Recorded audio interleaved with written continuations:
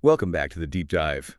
Today we are tackling three words that carry maybe more emotional and social weight than almost any others. Yeah. But you promised.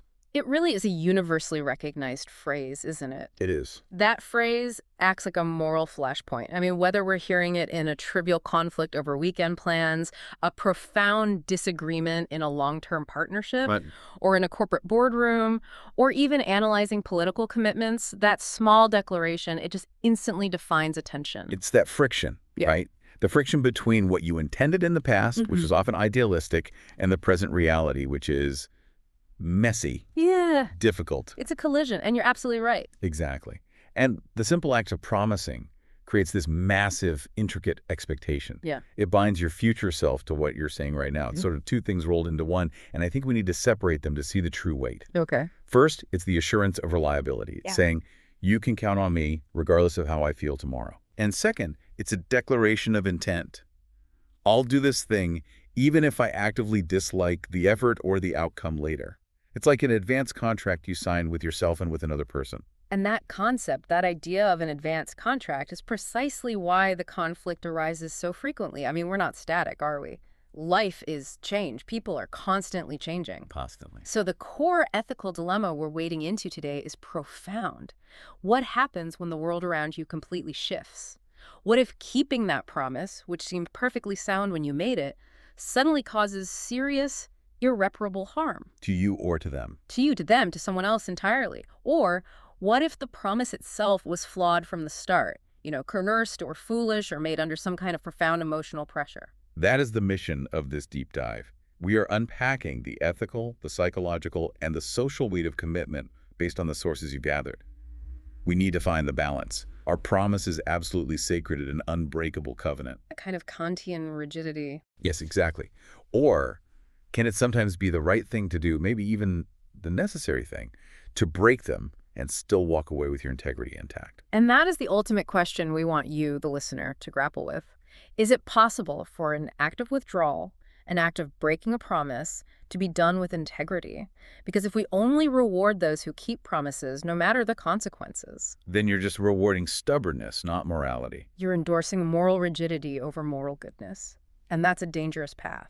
Okay, so let's unpack this. Before we even get to the situations where commitments fall apart, we really have to understand the foundational utility of a promise itself.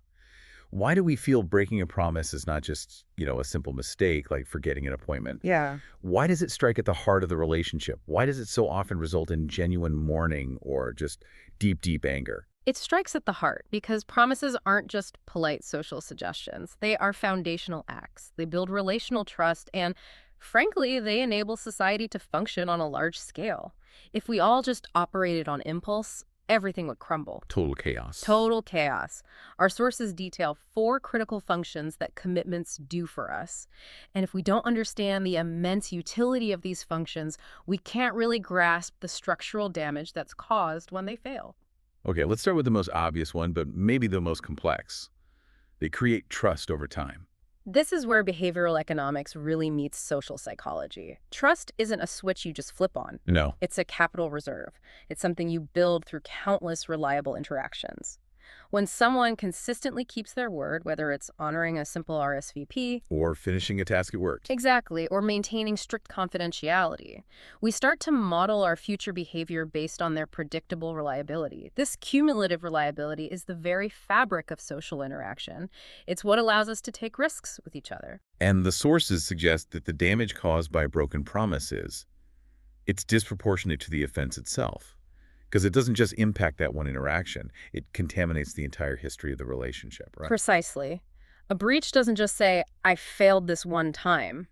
It forces the other person to reevaluate every single past interaction, every past commitment through this new lens of potential unreliability. It makes you question everything. Everything. If people break promises easily or, only when it suits their immediate self-interest, that trust just erodes, and it erodes rapidly. The psychological cost is steep. You get increased vigilance, emotional burnout, and a real reluctance to engage in future cooperative efforts. You become guarded. You do. The promise is the simplest, most potent tool we have for reducing that fundamental risk in human interaction. It's our primary mechanism for saying you are safe with me. That structural function brings us neatly to function number 2, which is that promises help us coordinate. This is the practical, societal, also logistical side of commitment. Think about any project, large or small, personal or global. If you tell someone, I'll be there at 8 a.m., their entire morning schedule, their commute, their preparation, the timing of their breakfast, it's all coordinated around your word. It's a domino effect. It is. And on a larger scale, if you commit, I'll deliver my specific part of the software project by Friday, that commitment triggers a whole cascade of subsequent actions by partners, by suppliers, by managers. They're all building on your promise. Without that commitment, everyone just has to wait. They're unsure if they should proceed. It's like a shared planning tool, a common point on the map that everyone agrees to meet at. Absolutely. The promise acts as a future anchor. It lets independent people synchronize their actions into a shared, productive reality. A failure here doesn't just hurt feelings, it introduces systemic delays, wasted resources, and real economic inefficiencies. That's why in business, a broken promise isn't just a moral failing, it's a breach of contract. And it comes with financial penalties. Yeah. Because the coordination function is that critical. Okay, moving to the third function, which is often the source of that deep emotional hurt we talked about. By promising something, we express profound respect for the other person's expectations and their reality. This function goes beyond the practical output. It gets right to the core of human dignity. When I make a commitment to you, I'm overtly signaling I recognize your autonomy, I respect your time, and I take your future plans seriously enough to bind myself to them. A promise says, I value your structured reality. So a casually broken promise, one that's just dismissed with a wave of the hand, I forgot, or I just didn't feel like it, that's what feels like the ultimate disrespect. Yes, because it communicates a hierarchy of value. It says my comfort or my fleeting desire was more important than the concrete investment you made based on my word. It's selfish. It is. It suggests the promise maker sees the recipient's reality as disposable, or at least as secondary to their own. This is why a breach so often results in the recipient feeling devalued, not just inconvenienced. The message is, you don't matter as much as I do. And finally, the fourth function, the one that ties directly back to our core topic of personal integrity. Promises reveal character. They are arguably the most straightforward measure we have of a person's reliability and their moral constitution. Someone who consistently honors their commitments, especially when it becomes difficult or requires self-sacrifice, demonstrates loyalty, dependability, and true grit. These are the people we trust with the big things in life. Exactly. The profound responsibilities. Raising children, handling finances, keeping serious secrets. These are the reliable hinges upon which the social world turns. So true. And conversely, when we observe someone treating their own promises lightly, making bold claims and then retreating at the slightest difficulty, it weakens their entire moral identity in our eyes. It suggests a lack of seriousness, not just toward others, but toward their own word. And that ultimately corrodes self-integrity. The promise is a performance of your character. So, if commitments fulfill these four massive, interwoven roles building trust, enabling coordination, expressing respect, and revealing character, it's crystal clear why breaking one is perceived as such a profound betrayal. It's not just a single failure. No, it's an attack on the entire framework of cooperation and reliability that the relationship rests upon. And that's why, even when we explore the gray areas where breaking a promise might be necessary, we have to start from this position. We have to feel the weight of what we are suggesting should be undone. This immense weight sets the foundation for the most rigid ethical stance, the strict view. Right, so let's move to that section on the strict view. This is the position that I think many people hold instinctively, and it's often fueled by personal experience with betrayal.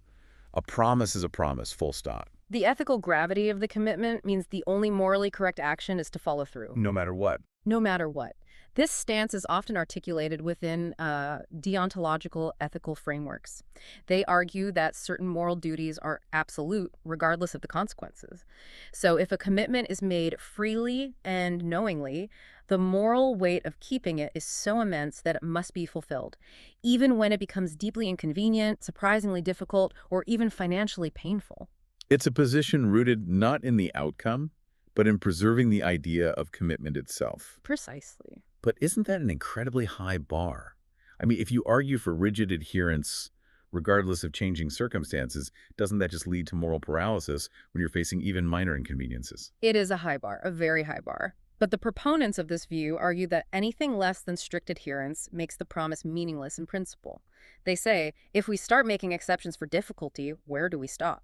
The moment we introduce subjective convenience into the equation, the promise as a concept collapses. Okay, so they have a rationale for this. It's built on 3 pillars, I believe. 3 very powerful pillars, yes. Let's look at the first one, which connects right back to that functional analysis we just did. The stability of trust. This is their core argument. If promises were only kept when the promise maker found it convenient, or when a better, more appealing opportunity hadn't yet arrived, Then the whole currency of promises would be worthless. utterly debased. A promise would be nothing more than a current preference, easily overridden. The entire value of a promise lies in its perceived rigidity, its stickiness, even in the face of self-interest. If keeping a promise is conditional on continued convenience, why bother making one at all? The strict view is about protecting the social tool of promising itself. Okay, and the second reason is intensely focused on the recipient of the promise. Respect for the other person's reliance. Imagine being the recipient. You didn't just hear words. You took that commitment and you used it as a foundational stone for your own life's architecture. You build things on top of it. You did. You structured your expectations. Maybe you delayed other opportunities. Perhaps you spent money, all based on the belief that the other person would deliver. Breaking the promise, in this view, is seen as a profound disregard for your rational investment. It implies that my current desire, my desire to get out of the obligation, outweighs the very real reliance and tangible investment you placed on my earlier intention. Exactly. If you tell a contractor you'll pay them by Friday, they commit their subcontractors and their time based on your word. Your promise creates downstream dependencies.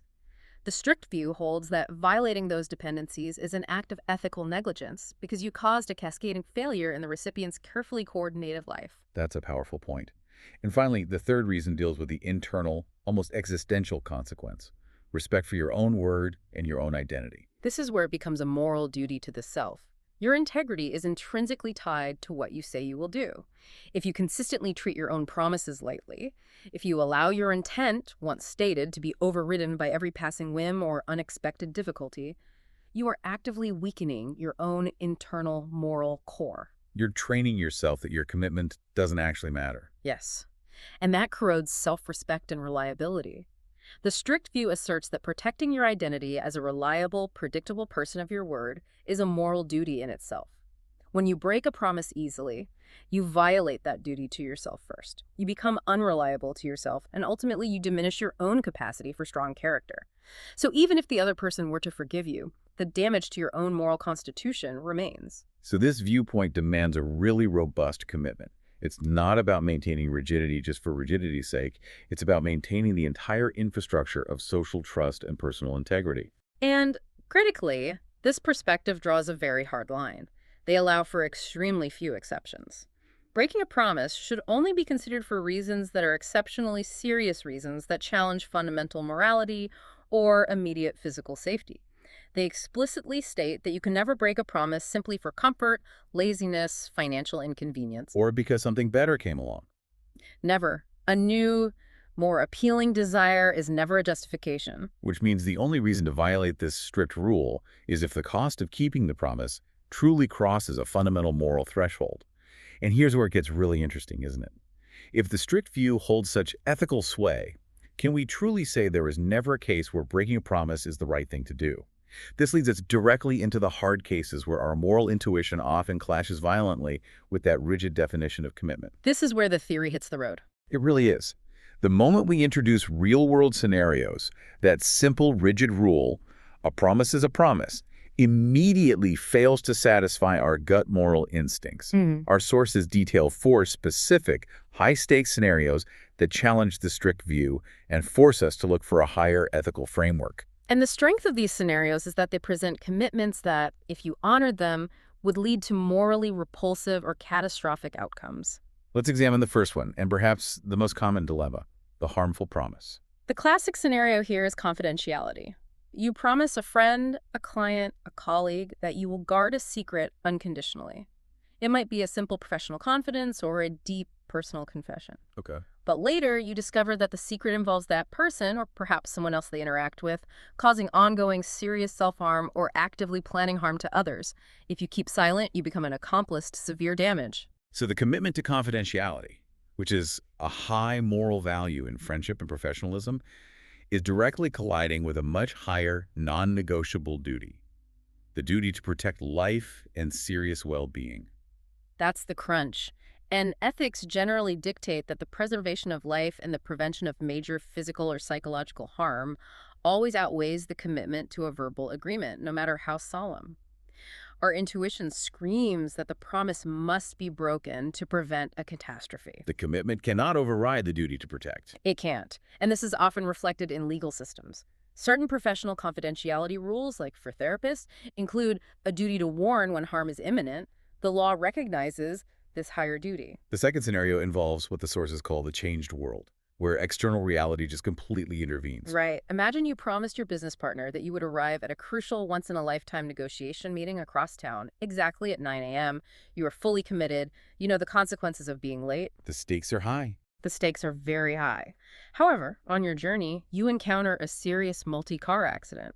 You're a trained first responder, or maybe you're simply the only able-bodied person on the scene who can safely stop traffic and administer immediate life-saving aid to a trapped victim. The commitment here is to punctuality, to professionalism, to partnership integrity. But it is instantly dwarfed by the moral duty to render aid. The circumstances have radically changed in an unforeseen way. A life-or-death moral imperative has just superseded the original commitment to be on time. To prioritize the meeting over the injured person would be an ethical failure of the highest order. Unthinkable. The promise was made under the assumption of normal circumstances. When reality throws a profound, non-negotiable duty in your path, the original commitment is suspended by necessity. You're not breaking the promise because you don't want to keep it. You are breaking it because you cannot morally keep it. Now, the third hard case is different. It challenges the integrity of the promise from the very start. This is the manipulated promise. This speaks directly to the condition of freedom. A promise is only morally binding if it is freely and knowingly given by an autonomous agent. If you were pressured into making a commitment through intense guilt trips, fear tactics, or emotional blackmail, where the pressure applied was manipulative and disproportionate, then the fundamental condition of a valid promise has been violated. We see this so often in, say, family dynamics or unhealthy relationships. One party weaponizes emotion, maybe saying something like, if you loved me, you would promise never to leave this town. Or if you really cared about this project, you'd commit all your savings to it. Right. The source material is very clear on this. Such commitments lack moral weight because they were not truly autonomous. The person who was pressured should feel justified in reconsidering that commitment once they gain perspective, emotional distance, or personal strength. The integrity here lies in recognizing that your consent was compromised, not in honoring the instrument of that manipulation. And finally, the fourth hard case, the ignorant promise. Yes. So, you commit your time, your resources, your reputation, your loyalty to support a new group, a business venture, or maybe a political movement, assuming its stated goals are genuine and good. You go in with good intentions. Completely. But as you dig deeper, you realize the project or the group is fundamentally unethical. It's destructive and uses harmful labor practices, or it's actively perpetrating some kind of injustice. In this case, the duty to integrity and avoiding being complicit in something bad immediately conflicts with your initial commitment to support the organization. It has to. Once you gain full knowledge, you cannot morally bind yourself to participate in injustice. The breaking of the promise here is an ethical act of withdrawal. It affirms your commitment to universal moral principles over a narrow, personalized commitment made under incomplete information. What stands out in all these scenarios, the harmful secret, the car crash, the manipulation, the unethical group, is that our common moral intuition, from listeners and ethicists alike, is unified. You should break the promise. It's almost unanimous. Which leads us to this crucial realization that promises are not the highest moral value in life. They're just instruments of trust. Exactly. If promises were the highest moral value, we would be ethically paralyzed in every emergency. But they're subservient to more fundamental, universal moral duties. The sources identify a clear hierarchy where commitments consistently yield to a few key things. Like what? Protecting life or serious well-being, preventing large-scale injustice, Right. and respecting one's own basic dignity or safety. So this establishes a crucial principle. Promises are instrumental goods, not intrinsic ones. They are means to an end, a flourishing, coordinated, trusting life, not the end in itself. And if the means starts working against the end, it has to be discarded. It's a broken tool. It is. The key conclusion here is paramount. No promise, regardless of how solemnly it was made, can morally bind you to do something that is seriously unjust or harmful. If you promise to help someone commit a financial crime or shield a wrongdoer, your duty to law and social order overrides that promise entirely. The original commitment is rendered null and void by the higher moral demand. This is such a powerful distinction. Promises should serve moral goods. They're designed to facilitate cooperation and trust within a moral framework. They can't, therefore, be used as an ethical lock to bind us into a moral disaster. And if the promise creates or perpetuates injustice, harm, or abuse, the justification for breaking it becomes not just permissible, but a moral obligation. We shift from the question of, did I break my word, to the much more important question. Was keeping my word the truly moral thing to do in this complex, high-stakes situation? And that shift is what preserves integrity. Okay, so the moment we accept that some promises must be broken, we need a more refined lens. Not all broken promises are created equal. The context, the effort you put in, the intention behind the break, it all defines the moral weight. We need a diagnostic tool. We need a nuanced assessment, yeah. To distinguish between a justified course correction, a tragic necessity, and just a casual failure of character. The sources offer 3 critical questions that help calibrate the seriousness and the moral standing of the break. Okay, the first question focuses on external pressure and reality. Did the situation radically change in unforeseeable ways? This is about external reality intervening in a non-trivial way. So, if you promise to deliver a certain product by a certain date, but an unforeseeable regulatory ban, a global pandemic, or a natural disaster makes that delivery physically impossible or disastrously expensive, then the fundamental terms of reality have changed. They've changed beyond the original contractual agreement. So if I promise to run a marathon next year and then I suffer a catastrophic injury, that's unforeseeable and justifiable. But if I promise to run it and then I just decide I'd rather spend the day playing video games, that's highly foreseeable and not justifiable. Exactly. The question of foreseeability prevents people from using minor difficulty as an excuse. You knew the marathon would involve pain and early mornings. Those difficulties are foreseeable elements of the commitment. The inability to predict a fundamental change in the moral or physical landscape is the key distinction here. The second question probes the internal state of the promise maker.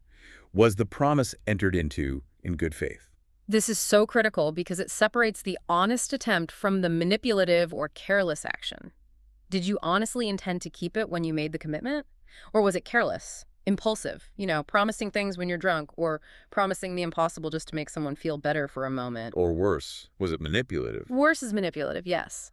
A calculated way to control a situation or a person, knowing deep down you might bail later. So a promise made in good faith, even if it's broken later for serious external reasons, maintains a higher ethical standing than one made carelessly or deceitfully from the start. Intention matters immensely. It speaks to the integrity of the process. If you promise without intention, you are essentially lying. If you promise with intention and fail due to outside forces, you are experiencing a tragic outcome. They're worlds apart. And the third question looks at the process leading up to the break. Was a reasonable effort made to keep it? A promise is a commitment to action, not just words. You're required to exert reasonable effort until the point where the cost crosses that moral threshold we discussed. Did you abandon the project at the first sign of inconvenience, or did you genuinely try to navigate the difficulty? Did you invest time, seek alternatives, ask for extensions? Right. Did you do everything you could before concluding that the only moral path was to cease? If a commitment is abandoned too easily, it signals a lack of respect for the recipient and a failure of personal perseverance. The listener needs to ask themselves, did I exhaust all available avenues before deciding to break my word? And we must always factor in the seriousness calibration. Absolutely. I'll text you later, while still a commitment is not ethically equivalent to, I'll stand by you as you fight your life-threatening illness. The higher the potential impact on the recipient, the higher the moral requirement to adhere, and the higher the required threshold for justification. These calibration questions lead us to define 2 distinct categories of broken promises, which is essential for understanding this idea of integrity and failure. The first category is tragic breaking. Tell us what defines this morally challenging, yet potentially justifiable category. Tragic breaking is defined by a profound sense of moral necessity and personal, sincere regret. This is when the person breaks the promise because they must, not because they want to. They feel the immense weight of the betrayal, but recognize that the alternative, keeping the promise, is morally worse. This often involves an immediate moral calculus, a comparison of negative outcomes, like choosing to sacrifice your commitment to a business partner in order to fulfill your duty to a victim in a car crash. Yes, the individual breaks the commitment with genuine, expressed regret. They acknowledge the pain caused. And crucially, it's done for reasons that clearly meet those high moral thresholds, preventing harm, preventing injustice. And it's almost always accompanied by a genuine desire to repair the damage caused after the immediate moral imperative is met. So this kind of breaking, though painful, doesn't shatter integrity. It asserts a higher integrity by prioritizing a deeper moral duty. That's it, exactly. Okay, the second category, casual breaking, stands in sharp, morally indefensible contrast. This is the breach rooted in convenience, selfishness, or a failure of will. It is done carelessly, often for simple comfort, short-term pleasure, or minor, highly foreseeable inconvenience. There is little to no empathy for the other person's disruption or disappointment. This is the realm of the "I just felt tired" excuse, or abandoning a commitment because a more appealing social event came up. Precisely. In casual breaking, the individual prioritizes their convenience over their word. They fail the test of effort and good faith, and there is usually an attempt to minimize the impact on the recipient or to deflect blame. That's the behavioral marker, isn't it? It is. While tragic breaking involves pain and attempts at restitution, casual breaking often involves avoidance, ghosting, or shallow excuses. That's why tragic breaking may be morally justifiable when higher duties are involved, while casual breaking is rarely, if ever, justifiable. The key distinction is the depth of the reason and the level of ethical diligence applied to the decision. Now we have to address one of the most painful areas of commitment, where the line between justifiable breaking and necessary breaking becomes blurred. The moment when loyalty to a promise becomes an active act of self-betrayal. This involves commitments that become toxic to the promise maker's own well-being or fundamental moral identity. This requires a highly introspective question. You have to ask, if I keep this promise, what is the cost to my fundamental self, to my safety, or to my deepest evolving moral values?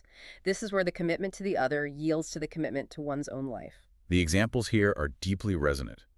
What about remaining in an abusive relationship, whether it's physical or psychological, simply because you promised forever? That promise, made under healthy or hopeful conditions, is now being weaponized to lock the individual into a harmful situation.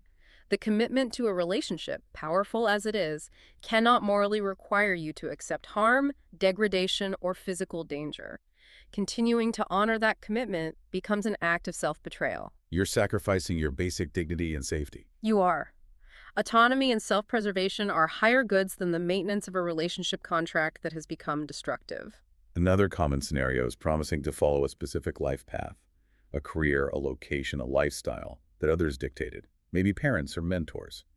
But it's now clearly crushing your spirit or destroying your mental health. Your initial commitment to, say, family expectations or external pressure must be weighed against your fundamental duty to your own long-term psychological and physical well-being. Keeping that promise means sacrificing your own future and stability in a profound way. So you have a moral obligation to protect your core self. You do. An obligation to protect your ability to function healthily in the world. The promise, in this case, has to yield to the reality of the self. And what about maintaining loyalty to a leader or a group that later becomes destructive, cruel, or radically deviates from its original ethical foundation? We see this in politics and organizations all the time. Loyalty commitments, especially, are often tested by the evolution of the organization or the person to whom that loyalty was pledged. When that entity shifts from something constructive to something destructive or cruel, the commitment to the group or the person must be superseded by the commitment to what is fundamentally right. So maintaining integrity often means withdrawing loyalty from those who have lost theirs. Sometimes it's the only way. It is powerful to realize that promises made under ignorance or pressure or unhealthy dynamics can and should be reconsidered as one gains insight, self-awareness, and strength. The rigid idea that all past statements are permanent chains has to be rejected.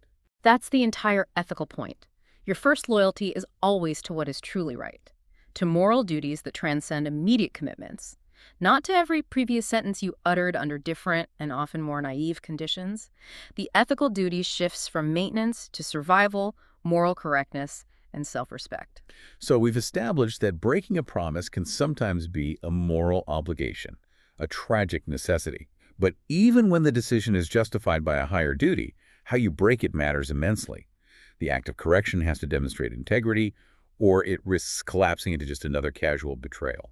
If the decision to break is rooted in a high moral duty like protecting a life or preventing injustice, then the execution of that break must reflect that same high moral standard.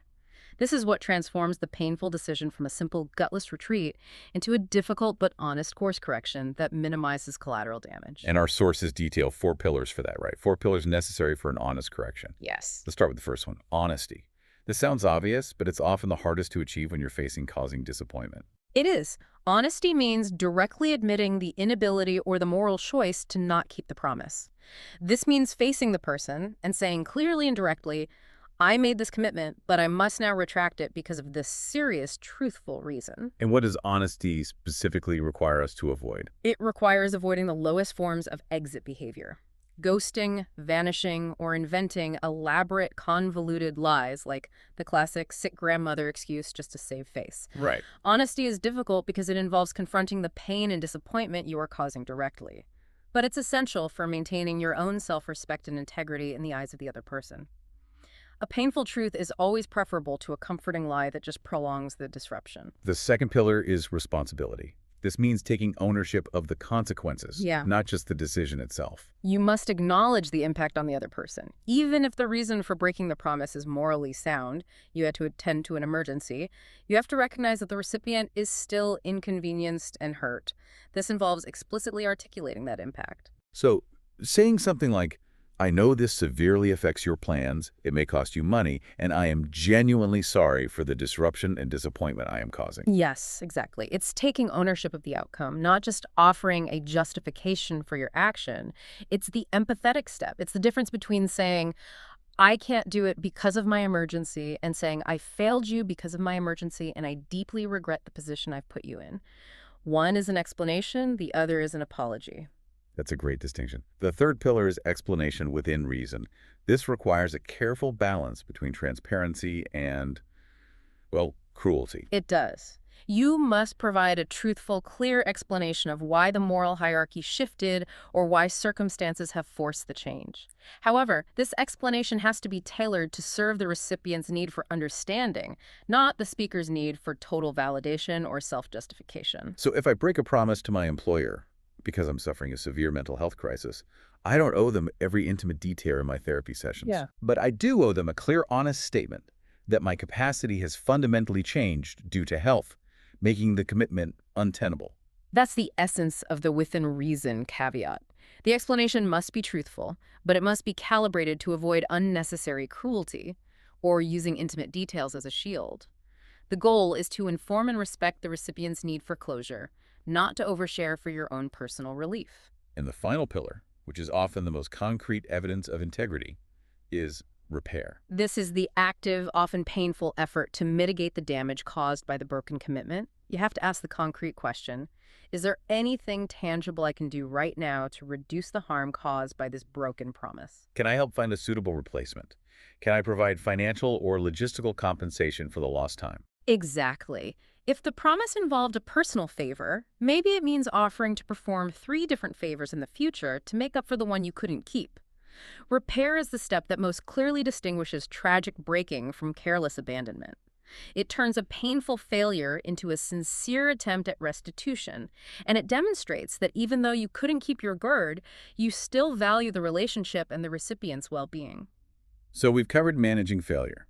Let's shift the focus now to prevention. How do we ensure that our future commitments are robust so we can minimize the need for these painful, high-stakes moral calculations? We need to treat the act of promising itself with more reverence. Indeed. The key is in the preemptive diligence. Our sources suggest 3 vital practices for building stronger integrity regarding commitments, focusing on quality over quantity. The first is simple yet profound, and often violated in modern life. Promise less lightly.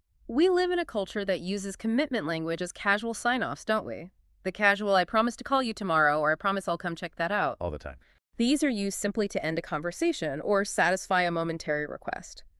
The goal is to avoid using definitive promise language when what you really mean is, I might or I hope to. It is far better to be honest and say, I'll try my best, or I will check my schedule and get back to you by noon, than to promise and repeatedly fail. The accumulation of frequent minor failures, the casually broken I'll text you later, erodes your reputation.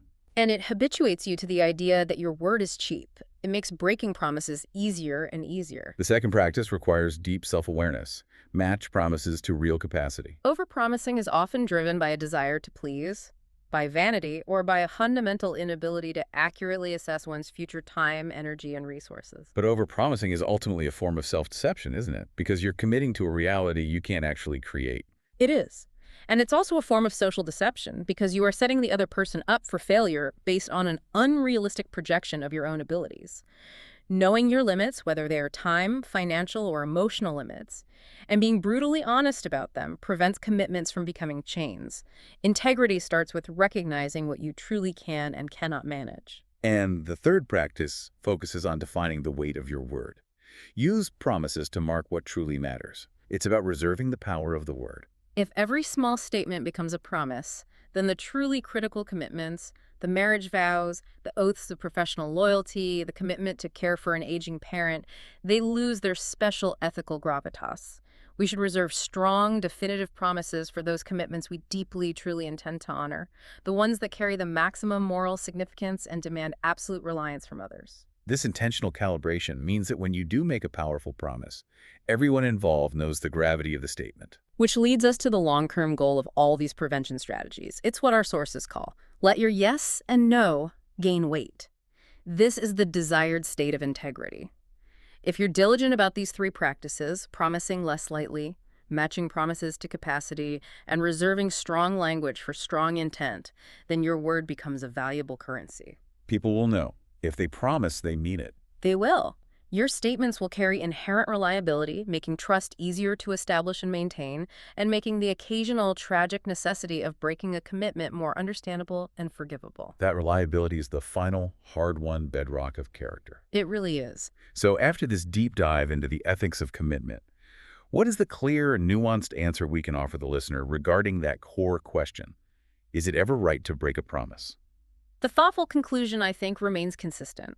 Promises are profoundly morally serious. They are core to trust, character, and respect. They are the essential instruments of a functioning society and a stable personal life.